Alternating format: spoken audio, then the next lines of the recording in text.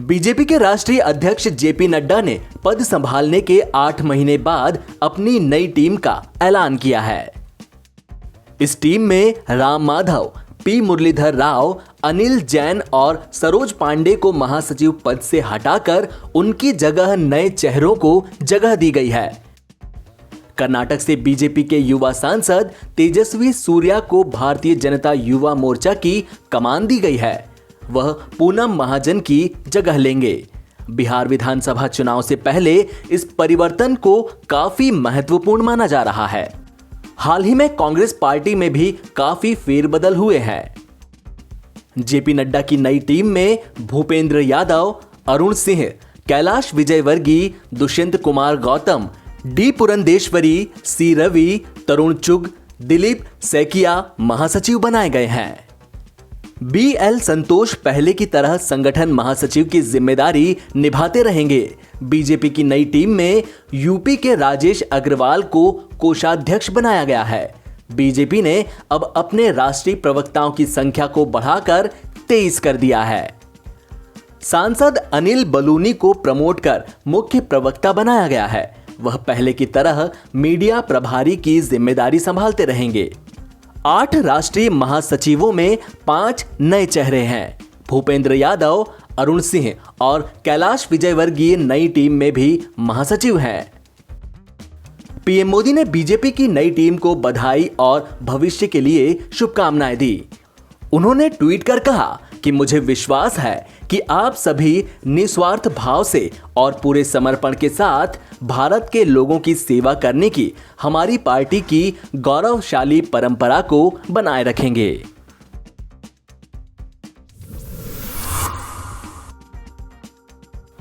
पुणे स्थित वैक्सीन बनाने वाली दुनिया की सबसे बड़ी company serum institute of India के सीईओ आदर पूनमवाला ने कहा है कि सभी भारतीयों को कोरोना टीका लगाने के लिए 80,000 करोड़ रुपए की जरूरत पड़ेगी।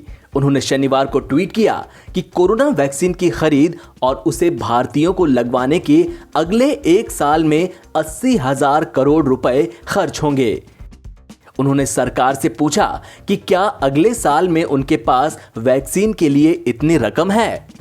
सीरम इंस्टीट्यूट ने कोविड-19 की वैक्सीन को बनाने के लिए ऑक्सफोर्ड यूनिवर्सिटी और एस्ट्राजेनेका के साथ साझेदारी की है।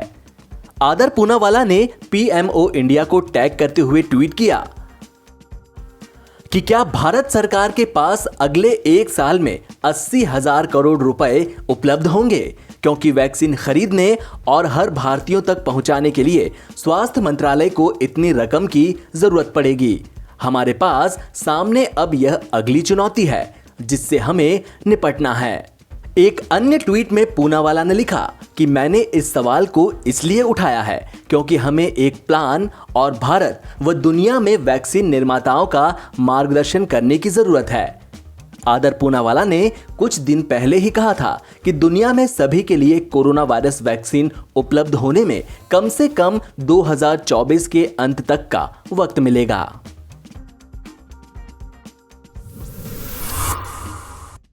जब से बिहार विधानसभा चुनाव का ऐलान हुआ है, शिवसेना सांसद एक बार फिर बयानबाजी कर रहे हैं।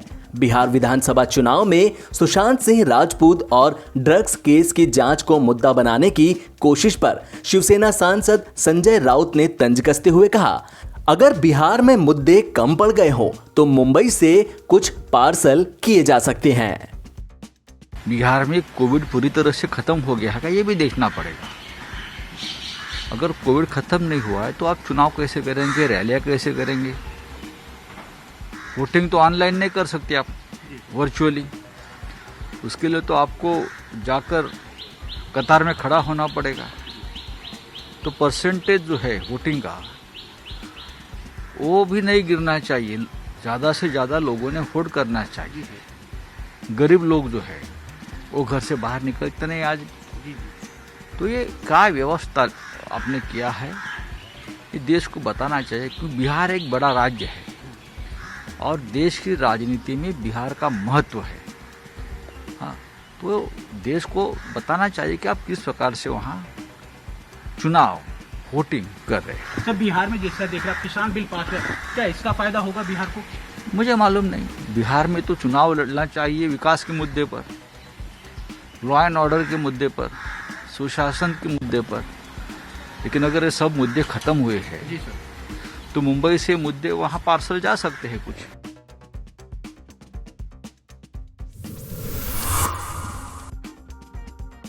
पीएम मोदी ने शनिवार को श्रीलंका के प्रधानमंत्री महिंदा राजपक्षे के साथ अनेक विषयों पर बातचीत की। इसमें द्विपक्षीय संबंध और महत्वपूर्ण क्षेत्रों में सहयोग बढ़ाने जैसे विषय शामिल रहे। डिजिटल द्विपक्षीय शिखर वार्ता में अपने शुरुआती वक्तव्य में पीएम मोदी ने कहा कि उन्हें विश्वास है कि श्रीलंका में राजपक्षे सरकार की नीतियों के आधार पर चुनाव में सत्तारूढ़ पार्टी की बड़ी जीत दोनों देशों के बीच सहयोग को और गहन बनाएगी। मैं आपको प्रधानमंत्री पद ग्रहण करने के लिए बधाई देता हूं। संसदीय चुनावों में एसएलपीपी की भारी जीत के लिए भी आपको फिर से बधाई देता हूं। यह ऐतिहासिक जीत जनता का आपके नेतृत्व में विश्वास दिखाती है। भारत और श्रीलंका के बहुमुखी संबंध हजारों साल पुराने हैं। मेरी सरकार की नेबरहुड फर्स्ट नीति और सागर डॉक्ट्रिन के तहत श्रीलंका से संबंधों को हम विशेष और उच्च प्राथमिकता देते हैं। भारत और श्रीलंका बिम्स्टेक, आईओआरए, सार्क मंचों पर भी घनिष्ठ सहयोग करते हैं।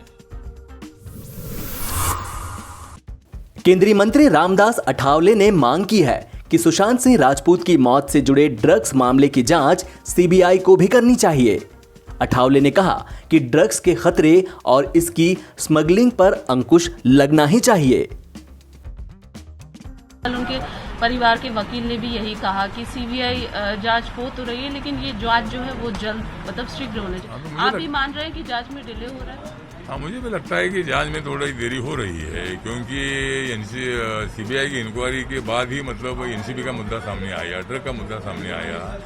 और ये मतलब इंक्वायरी करते करते मुझे लगता है कि सुशांत सिंह राजपूत के मृत्यु की इंक्वायरी स्टॉप हो गई और वो एनसीबी के जो इंक्वायरी है, नारकोटिक्स कंट्रोल ब्यूरो की जो इंक्वायरी है, वो इंक्वायरी शुरू है। ये उसको बुलाते बुलाओ, वो तो इंक्वायरी साइड में चालू रखो, लेकिन दूसरे साइड में सीबीआई की इंक्वायरी चालू रहनी चाहिए कि सुशांत सिंह राजपूत की हत्या थी कि आत्महत्या थी। इस पर सीबीआई ने कंक्लूजन में आना चाहिए। मुंबई पुलिस ने 2.25 महीना लगाए, तो बहुत बड़ी विश्वास से हमने सीबीआई के पास ये काम दे दिया है, तो सीबीआई ने जल्दी काम करना चाहिए। थोड़ी देर हो रही है, ये बात सही है। दिशा सालियान की मौत की सीबीआई जांच की आप लोग मांग कर रहे हैं? हाँ, मतलब हमको ये लगता है कि दिशा सालियान ने 8 जून को अपने घर में पार्टी रखी थी, और पार्टी में कितने लोग थे मालूम नहीं, लेकिन कुछ लोग 15, 20, 25 लोग हो गए। लेकिन उसी दिन हमें ऐसी जानकारी मिली है कि उनके मास्टर बेडरूम में उनके ऊपर कोई अत्याचार करने की कोशिश हुई होगी, अत्याचार किया होगा, और ये दुनिया के सामने नहीं आना चाहिए। इसीलिए मतलब उनका जो उनको ऊपर से 14वें माले से नीचे फेंक दिया था, और उनके पास कोई सुसाइड नोट नहीं है।